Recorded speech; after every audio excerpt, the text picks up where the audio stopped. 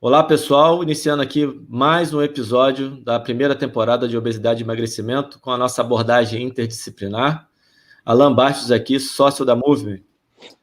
Fala, pessoal. Fábio Cauê aqui falando.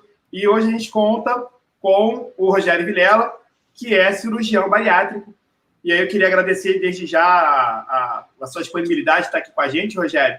Eu queria que você falasse um pouco mais sobre você. Bom, eu sou cirurgião há 30 anos, né? E já tem uns 20 anos que a gente faz bariátrica. A bariátrica surgiu há 20 anos atrás como um método aí meio arriscado, né? Quer dizer, surgiu, vamos dizer, se popularizou, porque, na verdade, a cirurgia bariátrica começou desde os anos 1955, 56, com técnicas diferentes, foram sendo aprimoradas até na década de 90, que começou a chegar esses modelos mais modernos de cirurgias com uma aceitação e um apanhado maior de pacientes. Mas mesmo assim, a gente sofreu muita resistência no início, né?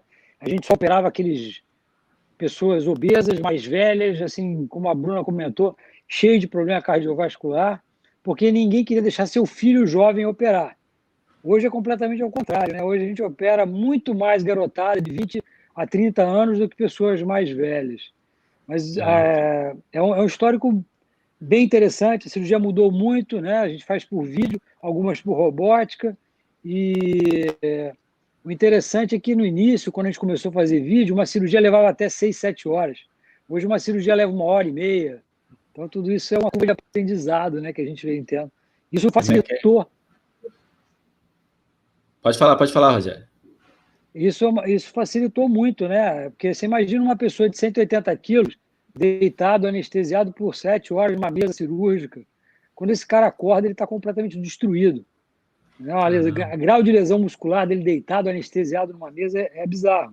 Então, hoje a gente não usa sonda vesical, a gente invade muito menos o paciente. O paciente, com poucas horas depois de operado, ele está levantando da cama, está sentando, já está caminhando. Então, isso facilita muito. Em 2 dias, o paciente vai para casa. Caramba, que evolução, né? E, Rogério, uma curiosidade minha aqui, como é que é essa formação para chegar a uma cirurgia, ao ser um cirurgião bariátrico, e o que te levou especificamente para esse caminho, logo no início, né? Você está falando que tem 20 anos que você faz isso? Isso. Assim, como na cirurgia geral, né? Quando a gente fala cirurgia geral, é porque o cirurgião geral na emergência opera qualquer coisa. Se chegar um baleado de coração e não tiver um cirurgião cardíaco, é a gente que vai ter que resolver. Então, você, o cirurgião geral, mexe no que chegar na emergência. Só que na vida privada, o cirurgião geral mexe basicamente com o abdômen. Eu já cheguei lá atrás, na minha vida de cirurgião, a operar mama, câncer de mama. Hoje a gente não opera mais. Hoje existem os mastologistas que só operam mama. Então a gente já não faz mais isso. Hoje a coisa está super especializada. A gente operava tireoide. Hoje o cirurgião de cabeça e pescoço faz uma tireoide de olhos fechados. Então a coisa, nesses últimos 20 anos, a coisa vem se especializando muito. E alguns de nós que estávamos na cirurgia geral, não existia na época um pré-requisito qualquer. Você simplesmente, com a diplomação para fazer uma cirurgia, ser um cirurgião, você começou a fazer cirurgia bariátrica, né? E aí você acaba, como eu te falei, é uma curva de aprendizado. Você começa a operar apêndice, você começa a operar vesícula, você tem um aprendizado. E realmente a cirurgia de obesidade, a gente, fazendo um paralelo com o câncer, que é sempre uma cirurgia mais difícil, né? A cirurgia de obesidade requer de você um conhecimento e uma habilidade muito grande. Daí é o que eu te falo, essa mudança de tanto de tempo nesses anos, porque a gente ganhou habilidade, né? Hoje a gente tem mais um pouco de tecnologia, que é a robótica. Então, tudo isso vai somando. Agora, a pergunta, eu fugi da pergunta. O meu interesse pela obesidade, eu sempre fui um cara muito ligado em saúde, em tomar vitamina, ir para academia. Eu tenho medalha de arremesso de peso, eu tenho medalha de basquete, eu tenho de tudo que você imaginar. Eu sempre fui um desportista. Então, sempre era uma coisa que me incomodava muito. Então, a obesidade, eu acho que me levou justamente para eu ver essa pessoa se transformar, e é o que eu vejo hoje. A quantidade de agradecimento que a gente recebe. Outro dia, agora em dezembro, eu recebi um telefonema, um WhatsApp de uma paciente minha, me agradecendo pelos 10 anos de operado dela, que ela está muito bem, feliz, que eu mudei a vida dela. E, então, isso é uma coisa muito gratificante. Que legal, história legal. Perfeito, Rogério. Você falou uma coisa que me chamou muita atenção quando você estava explicando um pouco sobre o histórico da cirurgia bariátrica, quando você começou a se apresentar, você falou um pouquinho do histórico, teve uma coisa que me chamou muita atenção. A idade das pessoas que você está operando hoje, que eram pessoas que antigamente eram mais velhas e hoje são mais novas. Né? Isso traz para a gente um pouco uma mudança do perfil do paciente obeso. Com certeza. Bom, isso eu acho que, desculpa te cortar, mas isso eu acho que tem 2 vieses. O primeiro viés era uma cirurgia de risco, o cara estava morrendo com 180 quilos, renal crônico, hipertenso, diabético. Bom, o que eu vou fazer? Ou eu morro ou eu tento uma cirurgia bariátrica. Né? Isso hoje mudou. E tem um outro perfil, as pessoas estão ficando mais obesas precocemente. Eu tenho pacientes de 14 anos, de 13 anos obesos, que a gente está tentando contornar para não ter que operar. Mas pacientes de 13, 14 anos com 140 quilos. Caramba. E aí já teve caso de fazer cirurgia nesse tipo de paciente, Rogério? De 13, 14? Já. O paciente mais jovem, o mais jovem que eu já operei foi 16 anos. Entendi. E é porque vocês tentaram de tudo, foi no limite, não tem o que fazer, tem que operar. Tentamos de tudo, exatamente. E, Rogério... Porque um rapaz desses 16 anos... Pois não. Pode falar. Pode falar. Não, eu ia fazer uma pergunta. Um rapaz desses 16 anos... ele geralmente não tem comorbidades muito importantes. Ele não é hipertenso ainda, não tem uma artropatia importante, só tem aquilo que a Bruna comentou, uma resistência insulínica muito aumentada. Esse caso dessa menina de 14 anos, especificamente, a mãe dela já foi operada por mim, ela trouxe a filha. Para eu tentar dar um choque de realidade nela, e eu falei para ela, ela tinha um nível de insulina que varia um pouco de laboratório para laboratório, mas geralmente o normal é de 3 a 13, nível de insulina. Essa menina tinha 100 e pouquinho, não me lembro exatamente o número, um pouquinho ali acima de 100 de insulina. Então, é o que eu falei para ela, você tem 2 opções, ou você muda de vida drasticamente, ou você vai ficar diabética. Eu não sei te dizer exatamente quando, mas isso vai acontecer. Então, as coisas estão afetando os jovens muito mais cedo.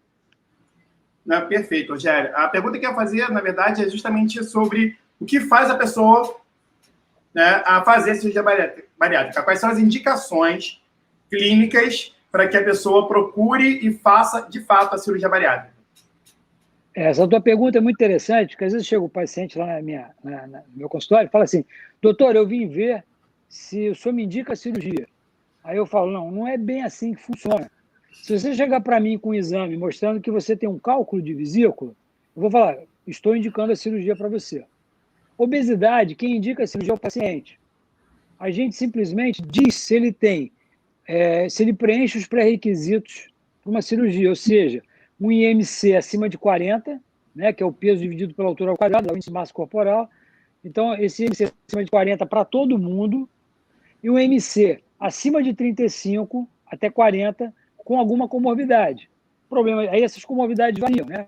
Pode ser uma hernia de disco, um problema de degeneração de cartilagem, pode ser uma hipertensão, pode ser um diabetes. Já entra hoje em dia no rol das comorbidades que dão direito à cirurgia, a depressão. Então, existem algumas comorbidades que a gente antecipa essa cirurgia para um IMC de 35 a 40. E essas são as indicações cirúrgicas. Perfeito. Cauê, posso só fazer uma pergunta? Eu sei que você está com... Não, pode falar. Cheio de curiosidade, aí eu também estou. Essa história, Rogério, de que, cara, o fulano vai fazer uma cirurgia bariátrica e está engordando mais porque ele tem que engordar mais para poder fazer. Existe isso mesmo? Já existiu algum dia? Existe, infelizmente existe. Porque às vezes chega o paciente, eu tinha até um caso ano passado, assim, chegou uma paciente para mim que ela vinha fazendo 1000 dietas há muitos anos, e aí eu fiz o cálculo dela, falei, olha, você não tem indicação. Aí eu faço um cálculo até para mostrar para ela que ela está longe da cirurgia. Eu falei, olha, você precisa ganhar 10 quilos para fazer a cirurgia. Vamos fazer o seguinte, eu vou te fazer uma proposta. Eu vou te botar num programa de alimentação que a gente tem de 90 dias para você perder 10 quilos. Se você perder 10 quilos, você já deixou de ser gordinha, você vai ficar bem. Aí ela, beleza, eu topo. Aí ela começou o programa, perdeu 5, 6 quilos, e aí sumiu, desapareceu. Aí voltou depois de alguns meses com os 10 quilos a mais que ela precisava ganhar. Ela falou, é muito mais fácil para mim ganhar do que perder. Eu cansei. E ela está bem magrinha agora, ela operou, está bem magrinha. Uhum. Então, não é uma indicação médica engordar, né? Isso que é importante, porque a pessoa Não, de fala assim, jeito não... nenhum, muito pelo... Não, de jeito algum, pelo contrário. Exato. Porque quando você falou os limites de MC, me instalou essa pergunta, eu falei, é isso, então que a galera, então eu não estou ainda, então eu vou chegar. Aí bota a culpa no médico, o médico falou que eu tinha que ganhar mais 20 quilos antes de operar. Não é isso, né, Rogério? Porque às vezes eu tenho uma frase que eu digo assim, eu sou responsável pelo que eu falo, não pelo que você entende, né? Porque uma coisa você fala assim, você está 20 quilos longe da cirurgia. E a pessoa de repente, bom, então eu preciso ganhar 20 quilos. Não. E eu acho que nenhum médico vai falar um negócio desse. Como vocês, profissionais de saúde, de educação física, não falariam isso também. Com certeza. De jeito nenhum. Com certeza. Uma curiosidade agora que me surgiu aqui. Esses pacientes que fazem cirurgia bariátrica, no pós-cirurgia, eles se motivam mais para mudar o estilo de vida? Eles mudam um pouco a alimentação, porque você começa a ter algumas situações associadas à própria cirurgia, e eu vou perguntar isso daqui a pouco, mas eles mudam o estilo de vida, eles procuram mais exercícios físicos, atividade física, me explica um pouco disso aí, Rogério, que eu acho que vai ser importante para a galera. Isso é muito bacana. É lógico que a gente tem, como vocês também têm, a gente tem públicos e públicos, né? A gente tem um paciente, por exemplo, essa semana, na terça-feira, eu reoperei um paciente que foi operado por mim há 10 anos atrás, com 150 quilos. Fez uma técnica de cirurgia que a gente faz pouco, não vou entrar em detalhes aqui agora, se depois for o caso a gente fala. É uma técnica que emagrece menos, ele chegou a 90 quilos e agora ele voltou com 148 quilos. E a gente fez uma reoperação. Então existe esse paciente, mas a grande maioria realmente opta por mudar de vida. Para você ter uma ideia, você imagina que teu estômago normal tem uma média de 1,5 litro. Você sai da cirurgia com 50 ml de estômago. Então não tem como você não mudar de dieta. Você obrigatoriamente vai ter que mudar a sua alimentação. E aí eles via de regra, mudam várias coisas. Muita gente para de fumar, aproveita. Bom, já que eu estou tendo que mudar a minha vida, eu vou parar de fumar. Bebida alcoólica faz muito mal depois da cirurgia, então as pessoas diminuem ou param de beber. E a grande maioria, eu te diria assim, que uma estimativa grosseira, 70%, começam a buscar uma atividade física. Isso é muito legal. E eu sou o primeiro incentivador deles nesse quesito. Eu falo para eles que o meu sonho é ter um dia um paciente obeso e um dia um paciente atleta amador.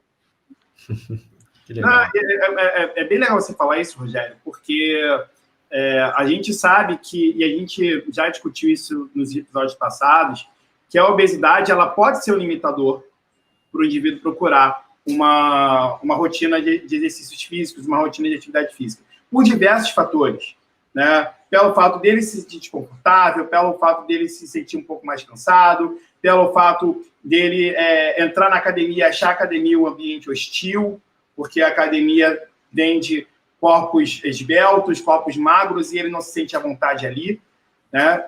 Por diversos motivos. E aí a pessoa faz a cirurgia bariátrica, emagrece, e ela começa a se ver fazendo exercício porque ela se motiva mais, porque ela está mais disposta, porque ela consegue carregar o peso do corpo dela sem muito sacrifício.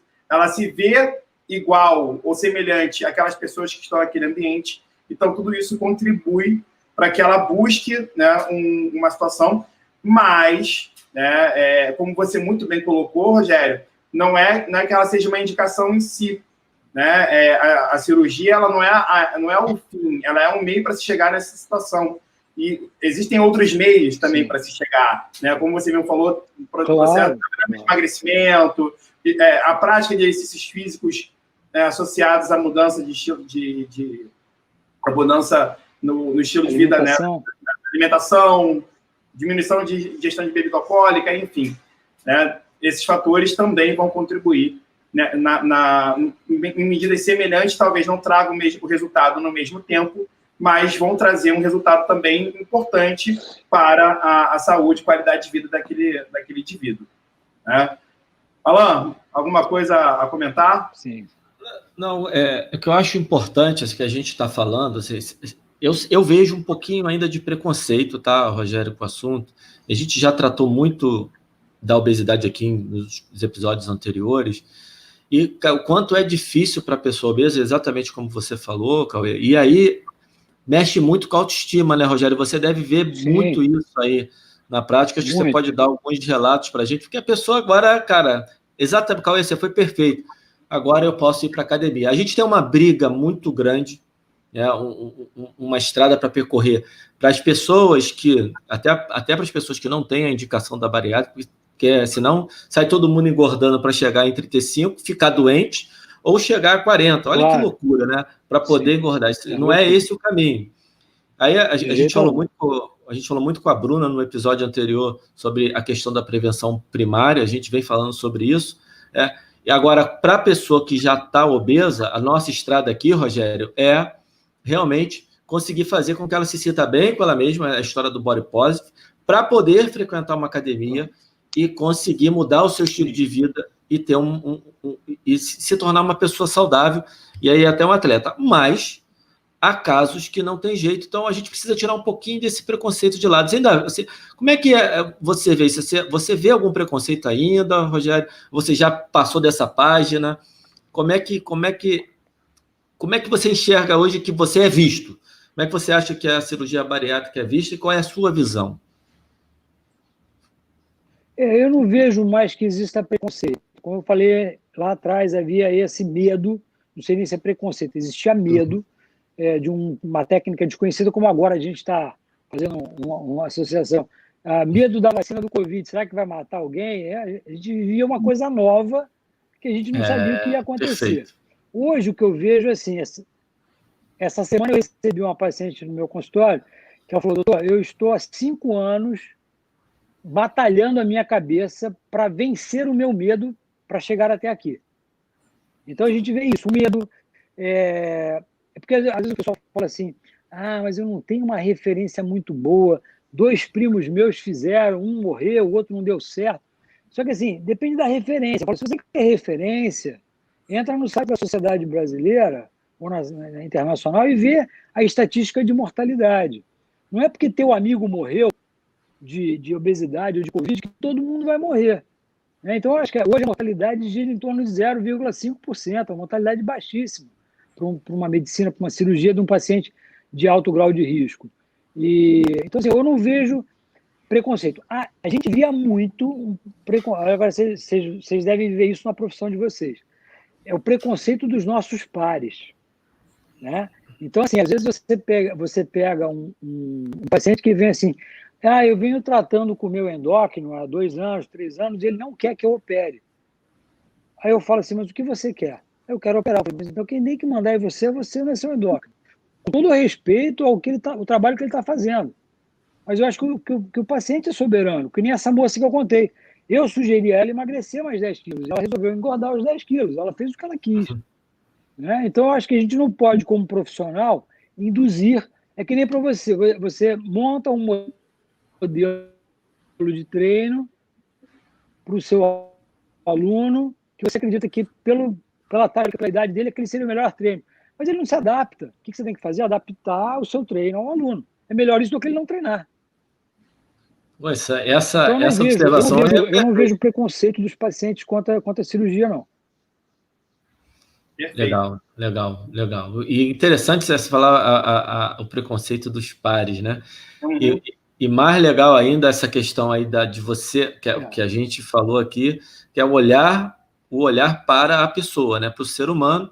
E às vezes você tem o melhor método de todos, mas o melhor método a pessoa não faz. Aí é método nenhum. Vira método nenhum. Exatamente. Eu falo muito assim, não adianta eu te dar um remédio maravilhoso que custa R$6 mil. E você fala, não tem condição de comprar esse remédio todo mês. Pode ser o melhor remédio do mundo. Não adianta. O melhor remédio, o melhor método de treinamento é aquele que a pessoa consegue fazer. Né? Então, a gente tem que ter plena consciência disso. Mas, eu quero voltar num outro ponto que eu já ouvi falar e eu queria confirmar isso com você, Rogério. Tem alguns pacientes, né, que são mais graves em relação à obesidade, que são obesos mórbidos, que precisam emagrecer para fazer a cirurgia bariátrica. Como é que é essa questão? Como é que funciona com esse paciente? Qual é a equipe que trabalha com esse paciente para que ele consiga emagrecer e, a partir daquele momento, ele consiga fazer a cirurgia bariátrica? A gente usa esse critério para pacientes muito graves. Então, por exemplo, você pega uma pessoa, às vezes, de 220 quilos, que tem uma dificuldade respiratória muito grande. Esse cara, se for entubado para a gente fazer a cirurgia, ele não consegue sair do tubo, ele não consegue respirar. Então, a gente está falando de 10% de perda de peso. Às vezes, um cara desse, perdendo 20 quilos, ele melhora a respiração, melhora a função pulmonar dele, melhora a pressão arterial. A gente tem paciente com dificuldade muito grande de controle pressórico. Né? O paciente às vezes fica 3 meses no cardiologista, para o cardiologista quebrar a cabeça ali para conseguir um esquema de antihipertensivos para ele conseguir fazer a cirurgia.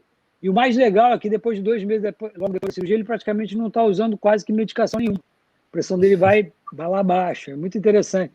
Então a gente usa, né? Eu preciso do endocrinologista para me apoiar e me ajudar nesses casos, pacientes diabéticos, às vezes na própria dieta. A gente precisa do cardiologista, que é fundamental, né? Não tem como a gente operar um paciente sem um laudo, um acompanhamento cardiológico. A gente precisa de um psicólogo, de um psiquiatra, para também ajudar esse paciente no pré e principalmente no pós-operatório. E a nutricionista, que é o que eu falo, que é quem vai segurar na mãozinha dele para fazer ele andar de novo no quesito alimentação. Que é uma vida completamente diferente. Caramba, a gente falando de abordagem... Esses profissionais, isso no mais importante, como eu falei, pois não, fala. Não, pode seguir, Rogério. É que a gente está tendo um pequeno delay, né, Cauê? Sim. Aí, às vezes, parece que você parou de falar, Rogério, e a gente fala e acaba te interrompendo sem querer, tá? Desculpa, é por causa desse delay da internet que a gente não consegue controlar. Mas o que eu ia falar é que a gente fala tanto da abordagem interdisciplinar e você acabou de dar um exemplo espetacular, né? Tá aí um exemplo clássico de ou é interdisciplinar ou não acontece, né, Rogério? Eu vou te dizer mais uma coisa agora, já que você está falando sobre isso.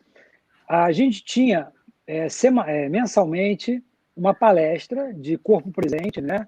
Onde a gente reunia pacientes pré- e pós-operatórios e alguns profissionais, nem sempre estavam todos dessa equipe multidisciplinar, e teve um período em que a gente tinha junto um profissional de educação física, que ele palestrava também, né, às vezes no início, às vezes no final, mostrando a importância do acompanhamento do preparador físico para a recuperação mais saudável, para acelerar o processo metabólico e tudo mais. E muitos desses pacientes com problemas sérios de locomoção, né, de problemas de coluna. Então, a gente teve, por um período, um profissional de educação física nas nossas palestras. Que legal. Que legal. E o mais interessante é que tudo isso em prol de uma situação que antecede o processo real de emagrecimento, porque ele vai perder 10% do peso do corpo para fazer a cirurgia, e aí depois depois da cirurgia ele vai perder muito mais peso, né? E aí do ato cirúrgico até a perda de peso ao longo do tempo, você tem um acompanhamento que a gente vai entrar daqui a pouquinho, a gente vai falar sobre isso. Mas eu queria chamar a atenção para uma outra coisa. A cirurgia bariátrica, como você já falou, você deu uma pincelada nisso, ela leva a consequências, né, relacionadas principalmente à parte alimentar. Né?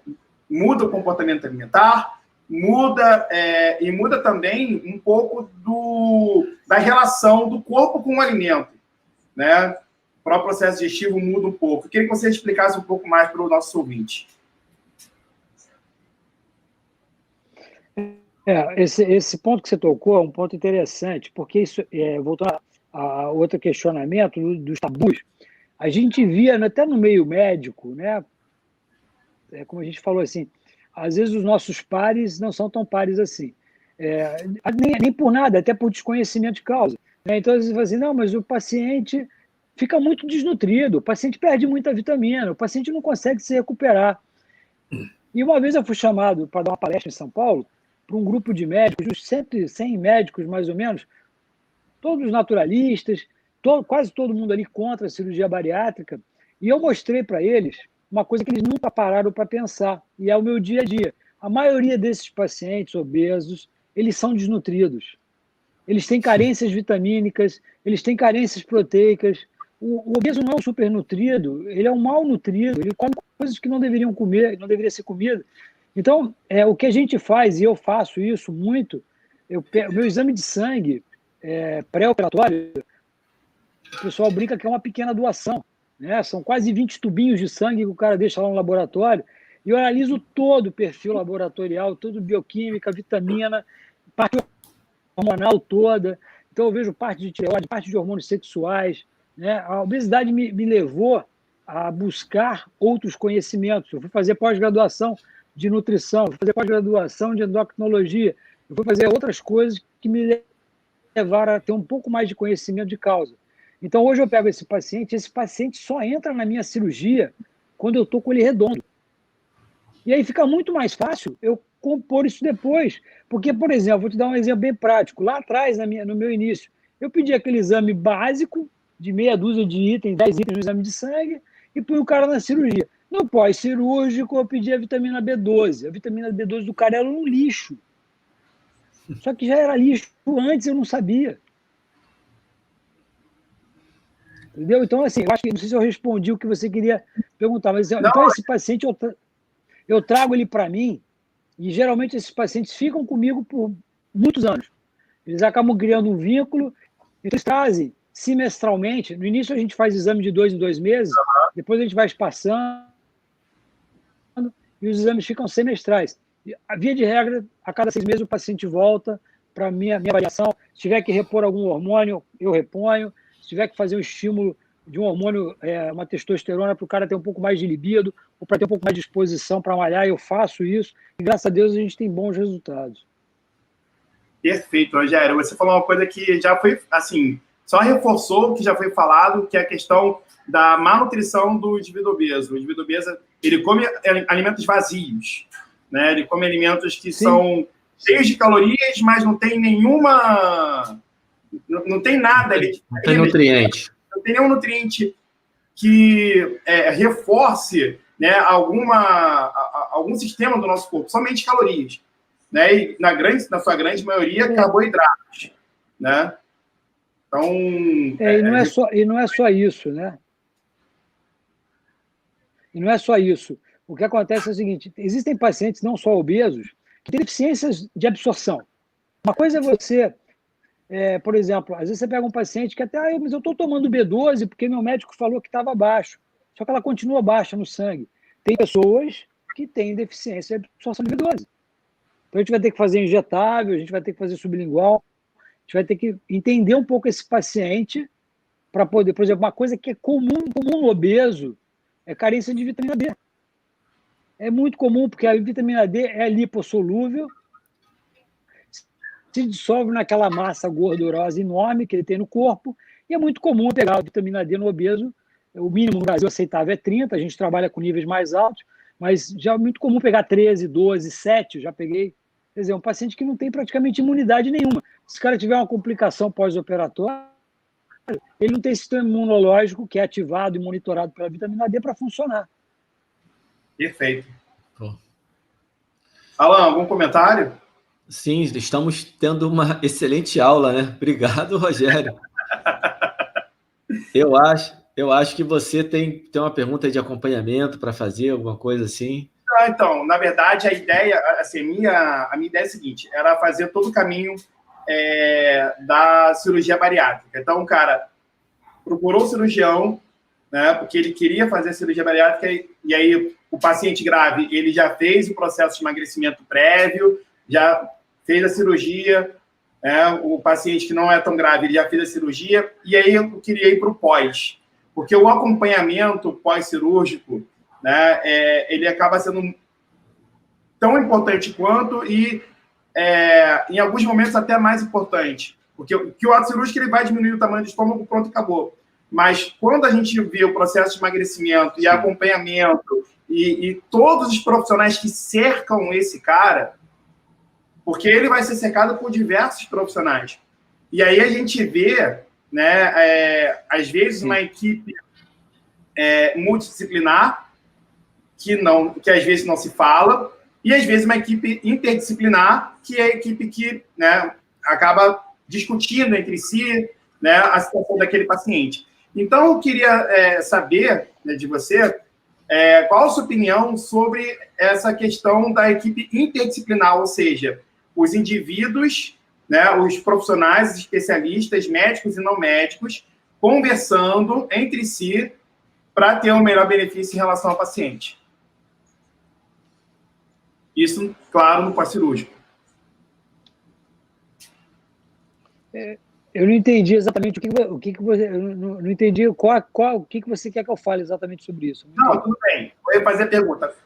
Qual é a sua opinião sobre a importância da equipe interdisciplinar, né? Ou seja, todo mundo se falando dentro do processo pós-cirúrgico do paciente que passou pela cirurgia bariátrica? Isso é fundamental. Né, isso então, é fundamental. Isso aí seria o melhor dos mundos. Eu já tive em alguns centros de excelência de obesidade onde o grupo é fechado, né? Então, todo mundo participa daquele mesmo grupo, eles têm reuniões semanais, mensais, para todo mundo se alinhar, todo mundo falar a mesma língua. Eu já tentei fazer isso aqui.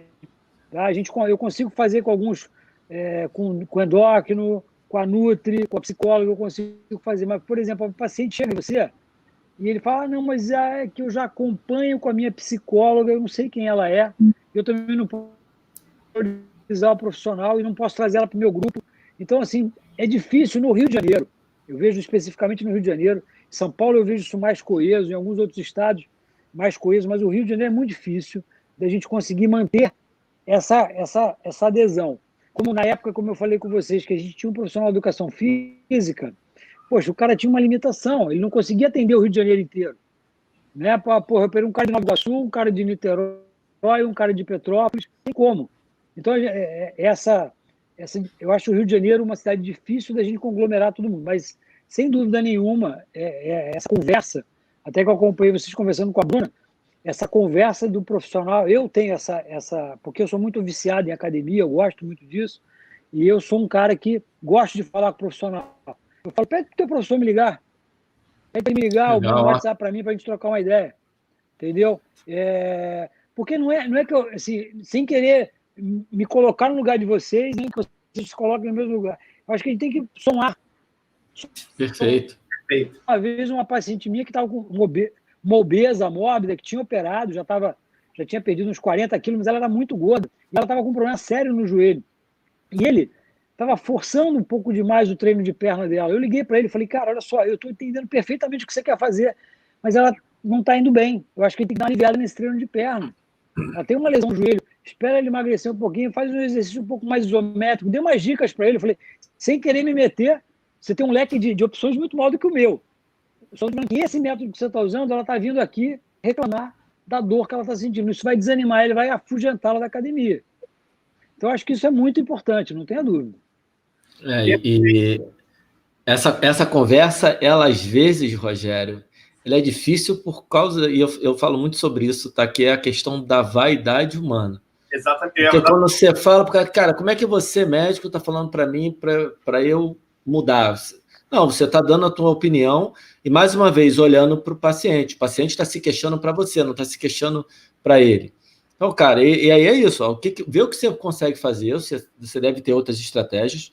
Você deve saber o melhor caminho. Esse atual está causando uma queixa no paciente e você pode acabar perdendo o paciente. Mas a conversa é fundamental. Que aí tem um negócio, Rogério, que eu acho que às vezes há falha entre profissionais, que é o seguinte, que é diferente de você falar para paciente que o trabalho que o professor está fazendo está ruim. Quando você mete a mão no telefone e fala... Claro.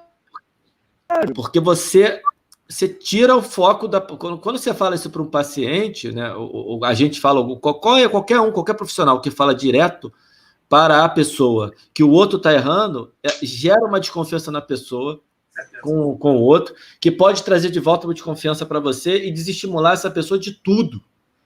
Então, esse cuidado nosso sempre. Com certeza. De ter o paciente, né, o ser humano no centro, né, ele é o astro principal, não somos nós os astros, né, os astros, né, a estrela principal é o paciente, o cliente, o aluno. A gente está repetindo muito isso aqui, né, Cauê? Com certeza. Na verdade, em todos os episódios a gente repetiu basicamente a mesma coisa. Que bom que a gente está repetindo, porque isso significa que todos os profissionais, os médicos e não médicos que vieram aqui, assim, estão convergindo numa mesma situação. Né? O que importa, o importante é o paciente, é o cliente, é o aluno, né? E a partir daí a gente tem que se mobilizar para que a gente consiga oferecer de forma integrada o máximo que a gente puder para esse cara. Né? Então, assim, eu acho que a gente, vendo dessa forma, a gente ganha, todo mundo ganha, o paciente ganha muito mais. Cauê, você tem mais alguma pergunta? Olha, no momento, assim, porque eu tinha pergunta para falar sobre o professor de educação física, mas o Rogério acabou emendando. Ele já... O Rogério emendou já a pergunta, então, assim, a gente já meio que conversou, né? Então, assim, eu estou plenamente satisfeito. Eu queria... Pode falar, Rogério. Deixa eu complementar uma coisa. Como eu te falei, a obesidade me levou a fazer muitas outras coisas, né? Como eu gostava muito de educação física, de suplemento, eu gostava de vitamina, eu fui entender isso, eu fui fazer pós-graduação disso e fui entender. Hoje, no meu consultório, eu atendo muita gente, eu tenho 2 consultórios separados, onde eu atendo pacientes cirúrgicos e outro onde eu atendo pacientes de ortomolecular, de reposição hormonal, de modulação, faço essas outras coisas. E para você ver como eu respeito a profissão de vocês, eu tenho muitos professores de educação física como meus pacientes, e eu faço para todos os pacientes, isso não é marketing, isso é uma coisa que eu faço porque eu valorizo demais a profissão de vocês, eu não cobro de professor de educação física. A minha consulta para professor de educação física é gratuita, porque é o cara que cuida dos outros.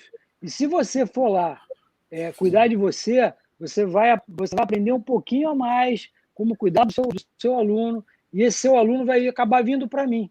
Então, eu não preciso cobrar de você. Caramba. Perfeito. Assim, é uma forma muito inteligente e nobre, né? Na minha opinião, é uma forma muito inteligente e nobre de se agir em relação a isso. É inteligente, exatamente, altruísta, inteligente e, assim, transforma ainda mais em parceria essa relação, né? O Rogério, eu tô muito feliz porque é um aprendizado para mim, eu conhecia muito pouco, né? Eu tenho alguns amigos que fizeram bariátrica, eu vejo a transformação, eu vi a importância. Né? Agora, conhecer mais, ouvir um médico falando, realmente para mim foi super produtivo e enriquecedor. Cauê? E provavelmente está sendo, assim, a gente já está encaminhando para o final, né? Está sendo muito produtivo e engrandecedor para quem está nos escutando. Então, só tenho que agradecer ao Rogério pela disponibilidade mais uma vez, né, de estar aqui com a gente, de dar esse conhecimento para um professor de educação física que está nos assistindo. E, com certeza, vão ter pessoas que são leigas, né, que não são profissionais da área da saúde, que também vão assistir e vão entender um pouco mais sobre o que você precisa entender da cirurgia bariátrica. Então, Rogério, eu já queria deixar aqui um agradecimento, muito obrigado. Eu queria que você falasse suas palavras finais aí para a gente... Quiser dar algum recado aí, Rogério, mais algum? Estamos à tua disposição aí. Eu abri uma das minhas aulas aqui antes de eu entrar com vocês, passei alguma coisa que você achava importante. Eu achei um gráfico interessante, lógico que uma pesquisa americana que fala assim, quais são os percentuais, as causas que nos fazem engordar, né? Então a gente fala assim, genética é responsável por a gente engordar só 4,3%, né? O estresse, só 6,4%. Comer muito, 25%, né? E má alimentação, 41%. E falta de atividade física, 20%. Então, só para concluir isso, eu acho que assim, a gente tem que entender que a academia é fundamental, mas o paciente, quando vai para a academia, ele tem que entender que não é o exercício que vai emagrecer ele. O exercício vai dar a ele uma condição de uma qualidade de saúde melhor. E ele precisa fazer uma alimentação melhor. E é que nem, por exemplo, só um exemplo básico, a diabetes é uma doença nutricional. Qualquer remédio que você der para esse paciente, você está controlando o nível de açúcar, você não está tratando. O tratamento é alimentação. Eu tenho inúmeros pacientes que hoje não são mais diabéticos só com alimentação. Então, a alimentação é tudo, é lógico. Educação física, suplementação de vitaminas, tudo mais. Gente, obrigado pela atenção de vocês. Se precisar de mais alguma coisa, estou à disposição. Cara, a gente que agradece, Rogério. Muito, muito obrigado pelo seu tempo com a gente aqui, por tanta informação rica. Com certeza. Cauê, é isso, né? Isso, estamos encerrando mais um episódio, o 9º episódio, né, da nossa primeira temporada, falando sobre intervenção interdisciplinar na obesidade e no emagrecimento. A gente estava aqui com o Rogério Vilela, cirurgião bariátrico. Muito obrigado mais uma vez e até a próxima, né? Até a próxima. Um abraço, galera. Valeu, gente.